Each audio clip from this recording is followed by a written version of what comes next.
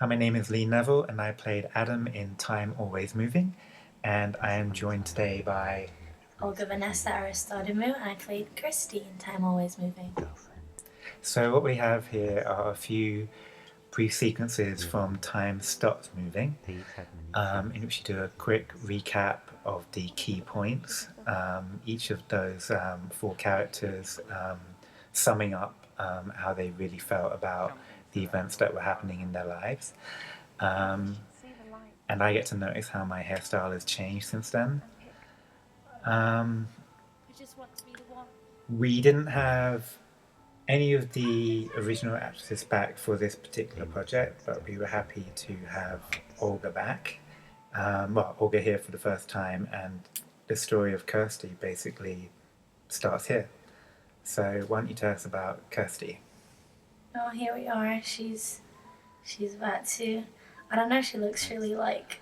I feel looking at her, she looks really sensitive. looking at.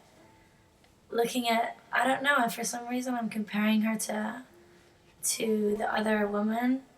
I don't know, because I feel like they're the most far apart in terms of their relationship with Adam. Wow. I'm just getting carried away by watching what they're actually doing. She seems more concerned about him rather than herself and what she's kind of going through. Even though this movie is her finally saying what she needs to say, you can still tell that the subtext is there. There you go. She's being with him, really. She's connecting with him at this point. And you get to see your name on the screen. Yeah, and I actually really like that font. I was just thinking that before. I love that font. Really? The one-of-a-kind Lee Neville font. Yes, I love it. And I love these little stills that happen during the film, like these little moments of them. You know, you can read a lot into it. You just, naturally. And you really liked your smile the first time you saw this. I did. I just think it's cute. It's nice when people who love each other can look at each other for eternity and be like, "I'm so upset that we're breaking up" or whatever. But when you can still have that little smile, it's like a positive note, you know. The interesting thing here is in picking the shots for this film, making sure that the clock was right, that it all said 5:44. Yeah. There were a couple of takes where I thought the film was complete, and I was like, oh my goodness, I didn't know that the actual clock was wrong in the background. We'll have to reassess and change it. And you look really good in my shirt, by the way. Did you see that little moment where I touched your arm? I hadn't realized that I'd done that, but I think it works. I don't know, it was on purpose for my character, but I like that extra touch. I think it's a good leaving behind the shirt and leaving him behind, and it's good to make physical contact. What I like about this is how it mirrors the first film in that we hear the first line from her monologue in black, and then we open and reveal who she is, much as we did with Adam in Time Stops Moving. Here we're going to different points. We're kind of going backwards, but in her preparation to leave, she was looking at the clock, then she put on her jean jacket, and then she put her black overall coat on top of that. Why don't you tell us about how it felt to be doing the monologue in 3 different places? Well, I had the same, image that I was, looking at, the same kind of sight line, but it doesn't change. It doesn't change your intention. It doesn't change what you're trying to say. You still have those beats, and you want to be consistent. But obviously, being in a different location, even if it's like a few meters, apart, it gives you a bit of a different feeling, and it does change it up ever so slightly. And it's good to have consistency, but to also have variation, because obviously you get to pick your shots after as well. Like you always say, editing wise, you need to have options. I love this moment. I love this. And the light was just perfect. Like we hadn't planned on that lighting thing, but it happened. And we saw it when we played it back. We were like, wow.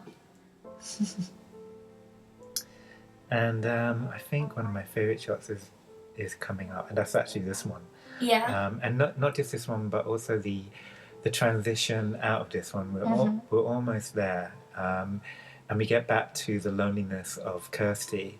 I just love how the music works here. I was working with the composer quite a bit on getting the timing just right so that it wouldn't clash with her words, but it's really nice and delicate as it kind of goes out. And then here, it kind of switches pace as we switch to Adam's realization of he really needs to say what he feels out loud. And he's almost about to do it, but he may have messed up because it seems that Kirsty's about to leave. I hate that. I hate that I kind of want her to be like, oh, finally he's going to say it, and she's smiling from the top, but she's already got it in her head that she's going to leave. So she's just continuously like playing on that I'm so upset from before thing. I think she needs to be more open to him at this point. When I first wrote the story of Time Stops movie, I never intended there to be a regular set of words. Like, if you just knew what it is I find so hard to say, if I could only say the truth, I'd say. There was no intention for that to be like the signature line for the two films. But I did feel, once that had been established in the first one, I did feel it was necessary to kind of recall that for the second one. And the fact that this time Adam is saying it out loud. That signature thing is what I thought was really special, because any relationship and any project can have a style, and it could be unique. But you said it, like the signature thing. That's what makes it, really stand out. That's what gives it the feel. That's what gives it, the whole essence of it is that thing. And to me, coming in as an outsider, I was like, oh wow, I can really easily grasp this because you have those parameters that we work with, because you have those guidelines, and that's, because there's a certain style, because it is a sequel. What's interesting is it's nice to actually, although this is like just alternative takes essentially from Time Stops Moving as we flash back to the characters from the first film, it feels kind of nice and refreshing to see them again at this point.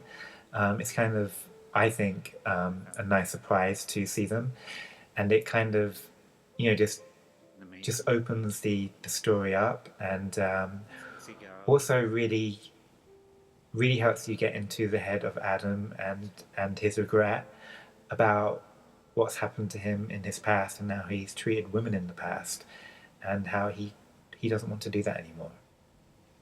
I don't think Adam treated women badly. I think he was just kind of in the situation that people do tend to find themselves in. He had a lot of people in his life that meant something to him, and definitely bringing them back into the piece at those points. It helps. I think it helps make Adam, you can relate to him, because you're like, oh, there they are. They weren't horrible women, and he's not a horrible man. They just had something, and it was a bit complicated, and you can see that. The interesting thing about the music here, the music that kind of went more upbeat on Kirsty's Smile, is that it's meant to represent that there's like her dream coming true, because that was her dream music. So that's why that musical theme comes in here, and it builds up to a happy moment. It's a release for both of them, for Adam to say what he really feels, and Kirsty to get what she's always wanted from Adam, which is for him to say, I love you. It's funny how long it actually takes into transition from I'm so upset because I just thought we're breaking up, and literally 2 seconds later you're telling me what I never thought I'd hear. You kind of want to see this huge smile on her face, but you don't, because it takes time for her to click and be like, oh, I got what I wanted. Wow. What do I do? I can't be upset anymore now. And the interesting thing about the very end of the title is I get to bring the clock ticking back from the first film. The clock ticking was at the very beginning of time stops moving, and it stopped early on. But now with both these characters reaching a resolution, the clock ticking represents that now time can start again. And here we have all the credits. There were I love special things. there were lots of people that were kind of involved with this project. Well, rather just a few people, but a few special people that made this into a special project. And I'm grateful that they came on board. How about you? I'm very grateful as well.